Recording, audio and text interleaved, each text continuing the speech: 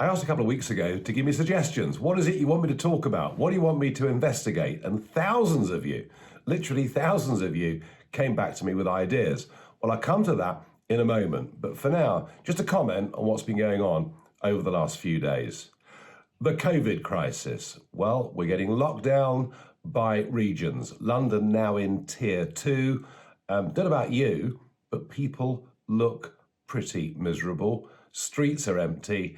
And we're going to see, particularly with the end of furlough coming soon, a lot of people in the private sector out of work. And I emphasise the private sector because I think in these opinion polls that are telling us still lots of people support lockdown, my guess is a lot of them work for government, because if you're in the public sector, you won't lose your job, you're at home, your pension rights aren't being affected. It is the private sector that are bearing the burden of this, and in particular, the hospitality sector. And none of it seems to make any sense. Do you know, last Tuesday, I was in a pub in London. The rule of 6, of course, applied. Somebody came in, sat at another table opposite. I went to say hello. A COVID marshal was upon me before you can say Jack Robinson, saying you can't stand there and talk to that table. I said, look, I was just saying hello. I was then told I mustn't raise my voice. I left the premises pretty quickly. And what about the 10 o'clock rule? Well, 2 weeks ago, I was at a dinner in London.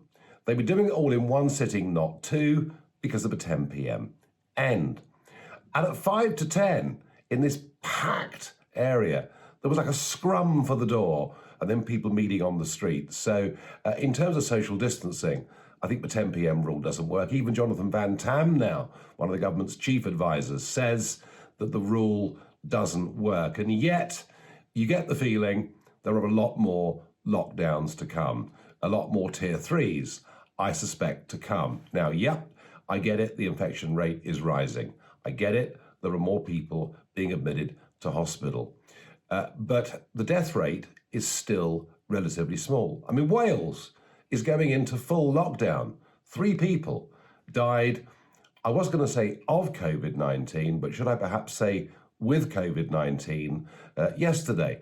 I'm not downplaying the fact that there are many that get this virus who are pretty ill through it, and it's very, very unpleasant. But when you actually look at the average age of those that have died, it is coming out at 82 years old.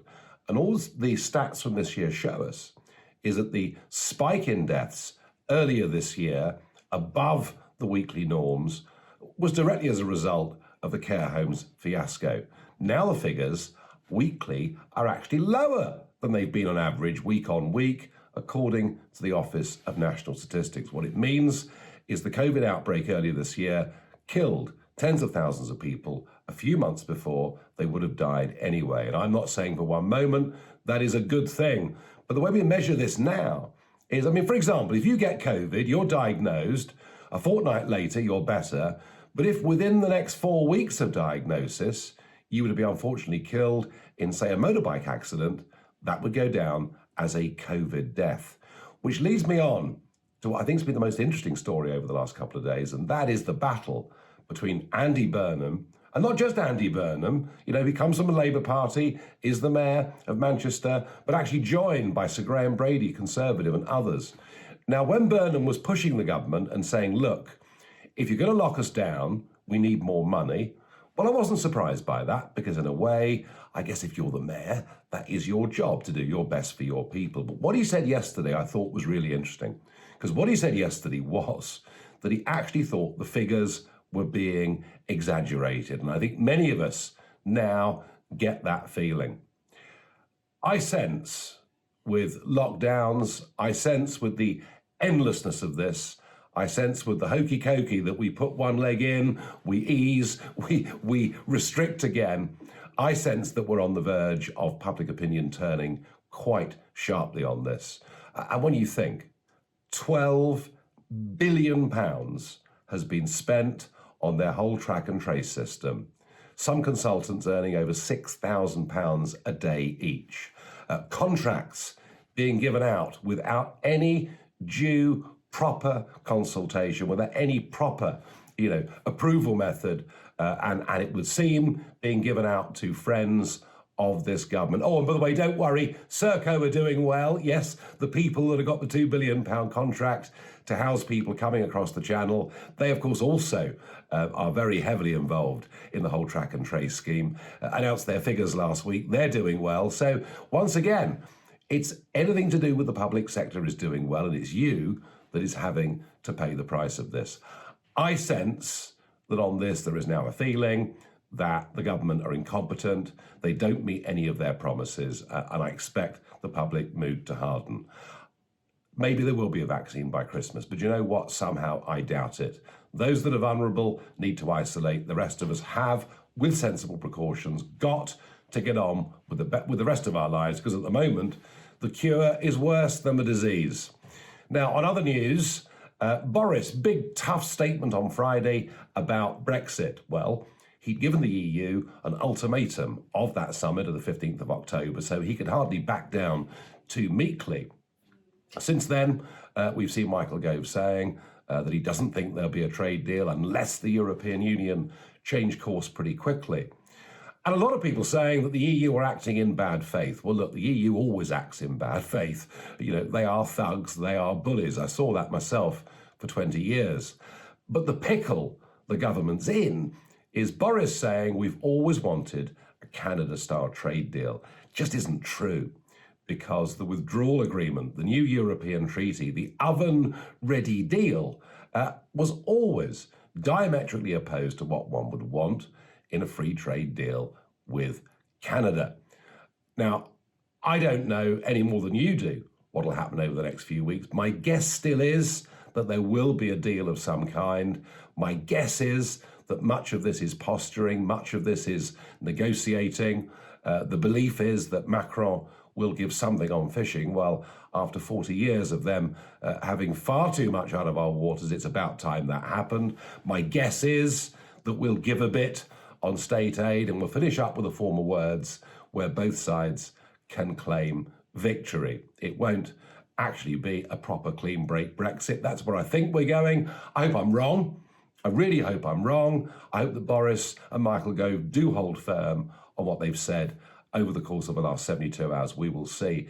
But noticeable, very noticeable, that the Brexit Party, which has been there really as an insurance policy more than anything else over the course of this year to make sure they actually do the job and do it properly, interestingly, was up at 5% in the opinion polls yesterday, despite being particularly active, only one pip behind the Liberal Democrats. And already 8% of those who voted Boris Johnson last December say they would vote Brexit Party tomorrow. A lot of those votes in the Red Wall were lent to Boris Johnson's Conservatives under a message of get Brexit done. And I, look, absolutely frank with you, I hope they do the job properly. I hope we leave with a clean break, and that I can say, along with 150,000 people that gave us money and directly helped us, and over 5 million who voted for us, I hope I can say that the Brexit Party didn't just reboot Brexit, we actually helped to get the job done. We'll see. You may have noticed at the front page of The Sun at the weekend, Kim Darroch, Lord Darroch, our former ambassador to Washington, who resigned, if you remember, a few months ago because cables had been leaked with him saying very disobliging things about the Trump regime. And him, of course, a classic globalist, pro-EU, career Foreign Office, was never, ever going to get a hearing from a Trump White House. He was completely the wrong man to be there. Oh, I know some will say, but Nigel, that's because Trump wanted you to be the ambassador. Well, I tell you what, I couldn't have done a worse job, could I?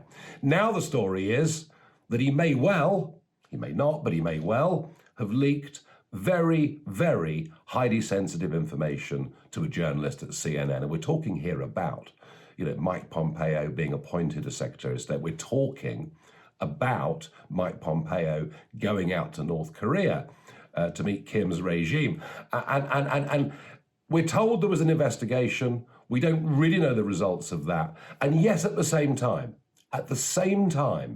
the journalist who was given the information from a British civil servant, that civil servant was arrested on pretty much the same day as the Kim Darroch story broke. And this strikes me as the British establishment trying to protect its own. And if, we had an ambassador in Washington who was working directly against the special relationship, leaking sensitive material when it comes to, peace on the world stage, I would have thought, Boris, we ought to have our own investigation into Lord Darroch. And if he is proved to be guilty of these things, he should be stripped of his honours. Talking of America, well, listen to the media and they'll all tell you that it's a slam dunk. Biden is going to win by a landslide. It's going to be a blue wave. It's all done. It's all dusted. But let me tell you this.